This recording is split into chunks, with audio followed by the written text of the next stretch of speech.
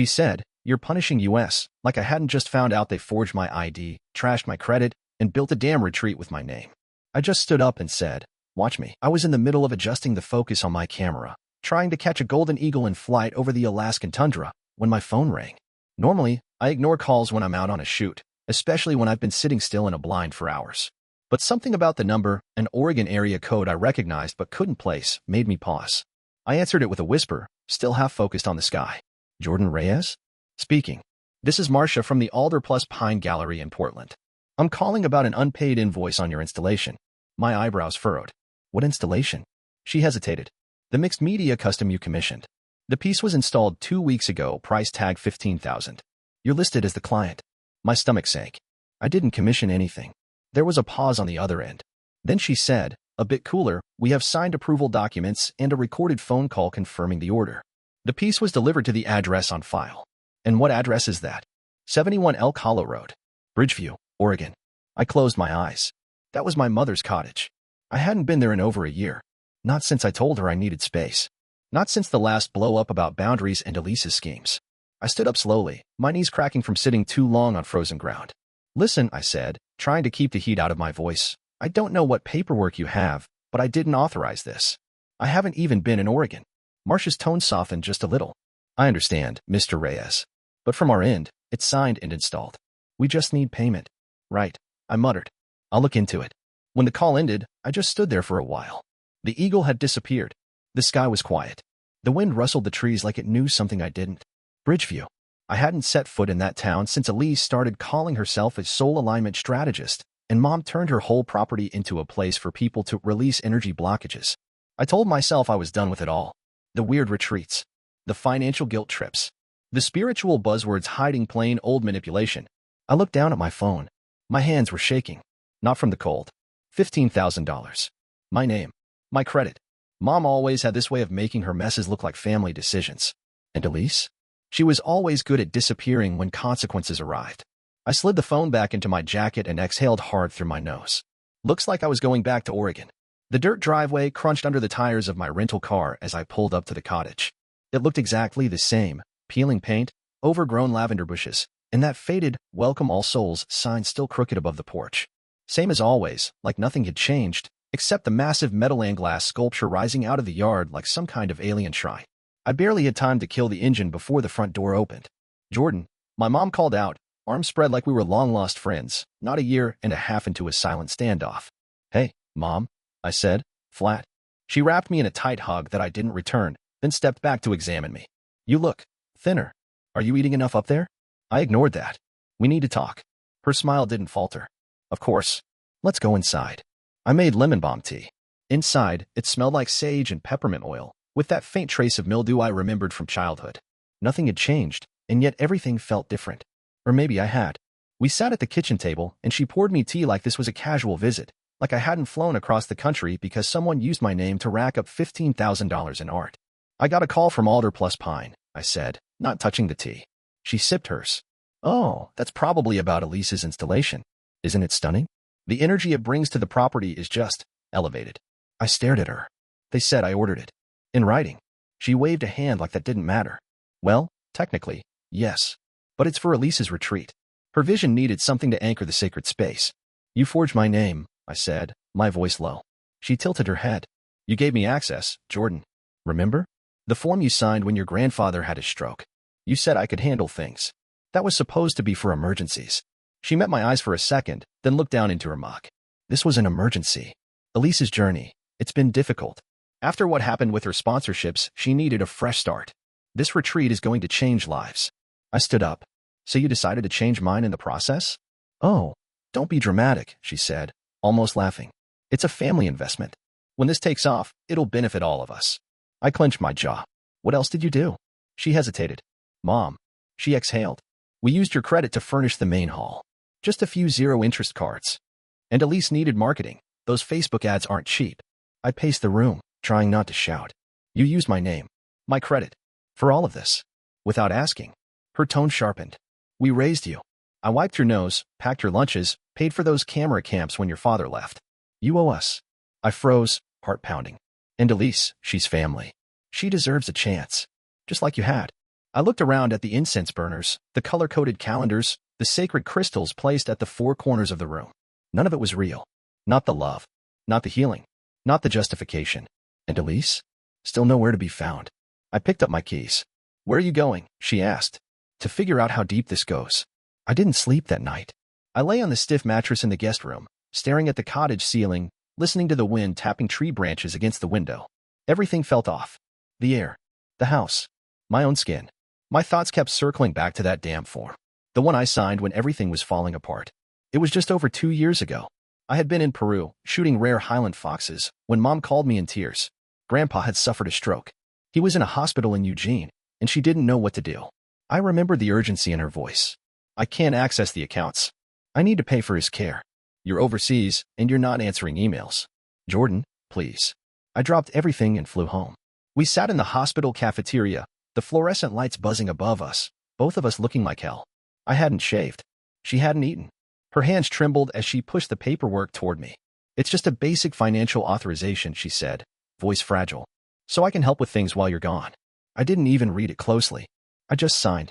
My head was still spinning from the travel and the fear of losing Grandpa. "I'll only use it if it's absolutely necessary," she promised, placing her hand over mine. I believed her. Back then, I still thought trust meant something. That family lines were unbreakable, especially when they were drawn in crisis. I flew back to South America 2 days later. I told myself I had done the right thing. But that document, that signature, that was the lockpick. That was the open gate. And now, here I was, watching my credit spiral into the red because of a piece of paper I hadn't thought about in 2 years. In the dim light of the guest room, I sat up and opened my laptop. I started pulling up statements. My heart pounded as I scrolled. Credit cards I didn't recognize. Accounts I never opened. Purchases that led directly here, to this house, to Elise's branding agency, to boutique yoga mats and crystal vendors I'd never heard of. All under my name. I leaned back in the chair and stared at the screen, the weight of it all settling over me. They didn't just steal from me. They used my love as the weapon. And the worst part? I let them. The retreat launch was the kind of event Elise dreamed about. Tiki torches flickered in the chilly Oregon dusk, folding chairs were arranged in a wide circle around a flower mandala, and a Bluetooth speaker pumped soft meditation music over the hum of 2 mini egos in one place. Everyone wore linen. Everyone smiled too wide. I stood in the gravel driveway, arms crossed, watching strangers sip ginger shots under a banner that read, "The healing starts here." It was all fake. The ambience. The peace. The alignment. And tonight, it was all going to crack. I spotted them near the center, my mom in a flowing shawl, and beside her, Carl, my stepfather, wearing a smug little grin and a beaded necklace. Elise wasn't there yet. Of course. I walked right up to them. "Jordan," Mom said brightly, loud enough for people nearby to hear. "So glad you made it." "I'm not here for the ceremony," I said. "We need to talk. Now." Carl chuckled. "Do we really need to do this tonight? Can't we save the drama for after the breathwork?" I turned to him. "You think this is funny?" He took a sip of his drink. "I think it's ironic that the world-traveling photographer is suddenly interested in family. That did it. I just spoke to the bank," I said, voice steady. "They flagged 3 new credit cards opened under my name. And guess what? All 3 had charges that lead here, to this launch, to Elise's branding, even to this ridiculous sculpture out front." Mom's smile faltered. "Jordan, we explained this. It's all temporary. Once the retreat gets going." "You committed fraud," I cut in. "You stole my identity and wrecked my credit." Carl laughed. "You're not starving, are you?" I turned to him. "No, Carl. I'm not. But you sure act like you were stealing from someone else to fund a pipe dream." Mom stepped forward, voice pleading. "It wasn't theft. It was support. For Elise. For this family. She's not even here," I snapped. "She disappears whenever the consequences show up." "She's healing," Mom said, eyes shining with that practiced conviction she used to use in church basements. "And I'm paying for it." I pulled a folded paper from my coat pocket, copies of the bank records. "I'm giving you one chance to pay this back." Carl rolled his eyes. "Family doesn't do IOUs." "Exactly," I said. "That's why I'm filing a fraud report." "You wouldn't dare," Mom whispered, her face pale now. I turned and walked toward the parking lot. "Watch me." As I passed the fire pit, one of the guests raised a small copper bowl and murmured something about forgiveness. I didn't even look back. By the time I got back to Portland, I was running on fumes and adrenaline. I'd barely slept since the confrontation, but I didn't care. I had one goal now, prove everything. And I knew exactly who to call. Lila answered on the second ring. "Tell me you're not calling from jail." "Not yet," I said. "But I'm close." She snorted. I was kidding. "What's going on?" Lila and I had met on assignment years ago. She was doing back-end work for a documentary crew filming polar bears. I was handling the photography. She was brilliant with tech, paranoid about data privacy, and just unhinged enough to enjoy digging through other people's digital footprints. I explained everything. The gallery, the fake accounts, the retreat. When I was done, there was a pause. They really used your name? Signed my name. Used my social. Racked up thousands. She was quiet for a second. Then, you're sending me everything. Now. It took 3 hours. I forwarded emails, bank statements, screen grabs of purchases I never made. Lila Dovin like she'd been waiting for this kind of puzzle her whole life. By midnight, she sent me a zip folder. Check this out, her text read. Inside were PDFs. One of them showed a Gmail thread between a fake version of me and the gallery owner, only the email wasn't mine. It was jordan.photo@gmail.com. Mine ends in .net. They created a burner, Lila explained over the phone. Used it to confirm orders. They even submitted a scanned ID. I ran it through metadata tracing. It's a doctored photo of your passport. My stomach turned. They faked my ID? Badly, she said. But enough to fool someone who didn't look too closely. I forwarded everything to my lawyer, a guy named Henry I'd worked with during a publishing rights dispute last year. He was measured, calm, and had the patience of a brick wall. He called the next morning. Jordan, you've got them. This is textbook fraud. I want to press charges. He didn't flinch. Then we'll file. I'll draft a formal complaint against your mother and stepfather. I'd also advise flagging your credit with the bureaus and locking down any open accounts. Done. That afternoon, I walked into my bank and asked to speak with a manager. When I handed over the folder Lila had put together, the woman behind the desk went pale. This shouldn't have passed our ID verification. It did. She apologized. Profusely. Promised a full internal review. By the end of the week, the bank called to admit fault on their end. They were opening an investigation. My name was cleared from one of the largest accounts. The rest would follow. As I walked out of the branch that day, Portland rain soaking through my jacket, I felt something I hadn't felt in weeks. Not anger. Not relief. Control. 3 weeks after I filed the complaint, the dominoes started to fall. First came the letter from the bank. They acknowledged the fraud, confirmed that the purchases made in my name were unauthorized, and, thanks to Lila's digital evidence, officially transferred liability to my mother. It was short, clinical, and brutally clear. She now owed every penny. I almost felt bad. Almost. The next day, I got a call from Marcia at the Alder Plus Pine Gallery. Mr. Reyes, she began, sounding flustered. We've reviewed the documentation your attorney submitted, and we're withdrawing the invoice from your account. It's clear now you weren't the client. She exhaled into the receiver.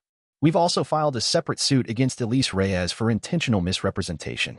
Her contact info was used to book the transport and final delivery. We'll pursue her directly. I thanked her and hung up. It was done. They thought they could bury this under incense and excuses. But now, it was public record. Word spread faster than I expected. Maybe it was the gallery's lawsuit. Maybe it was Elise's attempt at viral marketing backfiring spectacularly when people found out the retreat centerpiece was bought on stolen credit. Whatever the reason, Bridgeview got noisy fast. Attendance at Elise's grand retreat plummeted. Online reviews got nasty. One woman wrote, there was supposed to be a full moon ceremony, but Elise left early to cry in the supply closet. Pretty sure she was on mushrooms. Another added, retreat was canceled mid-massage because authorities were poking around. I couldn't help it. I laughed. For the first time in weeks, I actually laughed. Then my phone rang. Jordan. It was my mother. Her voice was tight, like every word was dragging its way out. Hi, Mom. How could you do this to us? The silence between us felt like a canyon. You used my name, my credit, my future. It wasn't malicious, she snapped. We were trying to build something. Elise needed help, and you decided I'd pay for it. You're cruel, she said. You're punishing us. Do you think this is what your father would have wanted? For you to turn your back on family? I didn't answer that. Then came Carl. He got on the line like they'd rehearsed it. You know what? If this is how it is, you're out. He said it like it was a punishment. Like I should feel banished. But all I felt was calm. You already cut me out, I said. When you decided my life was your budget plan. Carl scoffed and hung up first. Mom muttered something about karma, and then the line went dead. I stood there in my kitchen, staring at the phone. And for once, I didn't feel angry. I didn't feel broken. I felt done. Not defeated. Just done. Like someone had finally pressed the stop button on a long, distorted song. That night, I cooked myself dinner and watched the sky change color through my apartment window. No missed calls. No guilt texts. Just silence. The power wasn't in the revenge. It wasn't in the lawsuits or the public embarrassment. It was in the choice. Mine. We met at a small cafe off Highway 42. Neutral ground. Somewhere that didn't belong to them or to me. I picked the place carefully, local, quiet, No mood lighting or incense, no sacred circles. Just booths, coffee, and a chalkboard menu that hadn't changed since the 80s. I got there early and sat by the window. My lawyer had mailed the cease and desist papers a few days earlier, but I knew how they were. They'd ignore anything that wasn't spoken aloud. They needed a show, something face-to-face. So I gave them one. They arrived 10 minutes late. My mom walked in first, wearing that cardigan she always used when she wanted to look softer, like the version of herself that packed my lunch and sang old Spanish songs at bedtime. Carl trailed behind, face blank, mouth pressed tight. They slid into the booth across from me. Neither said hello. I reached into my coat pocket and placed an envelope on the table. "This is formal notification," I said quietly. "As of today, any use of my name, financial information, or likeness ends. You're to cease all activity involving my identity, or my lawyer will escalate it." Carl scoffed. "You brought us here for this?" My mom didn't look at the envelope. She looked at me. Her eyes were glassy, tired. "We made mistakes," she said. "But you didn't have to burn the whole family down." "I didn't burn anything," I said. "I just stopped letting you light matches in my name." A pause. She looked down at her hands. "I didn't think it would go this far." "It didn't have to." That's when Elise walked in. Late. Of course. She looked different, smaller somehow. No makeup, no influencer smile, just a beige hoodie and sunglasses pushed up into her hair. She slid into the seat next to Mom like she was late to brunch. "Jordan," she said, trying for warmth. "I'm glad you're here." I didn't say anything. She shifted. I know things got out of hand, but I never meant to hurt you. I just needed a shot. A real one." I stared at her.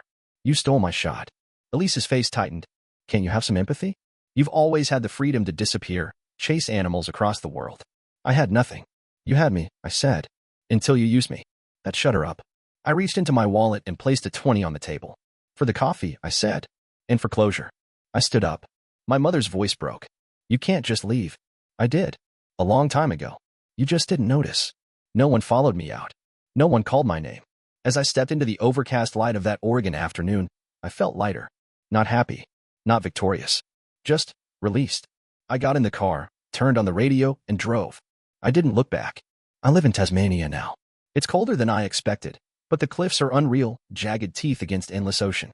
The mornings start slow. I brew tea, open the back window for fresh air, and wait for the wombats to wander past the fence. I rent a small house just outside a town called Bacino. Locals know me as the American guy with the camera who likes his coffee black and never asks questions. I like it that way. No past. No history to explain. The photos I take here are simple. Seals on the rocks. Mist through the eucalyptus. Sometimes, I sit for hours, watching shadows stretch and curl. It's not for work anymore. Not always. Sometimes I shoot just because it feels good to see again.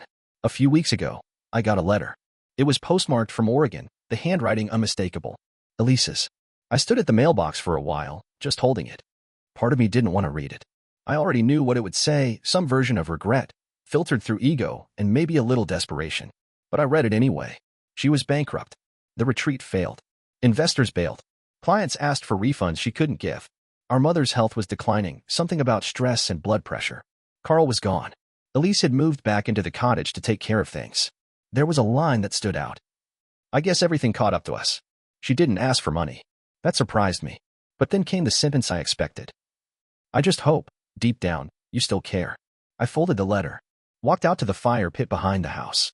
Struck a match. Watched the paper curl and blacken until it floated away in ashes. I didn't feel vindicated. Or sad. Or anything dramatic. I just felt done. People always talk about forgiveness like it's a finish line. Like it's the thing that sets you free. But the truth? Sometimes freedom comes from release. Not kindness. Just absence. I didn't forgive them because they never really asked for it. I just stopped carrying it. Stopped needing it to make sense. If this were a movie, I guess this would be the final voiceover, the narrator moment, quiet and steady. Sometimes letting go isn't cruelty. It's survival. And I survived. Not in spite of them.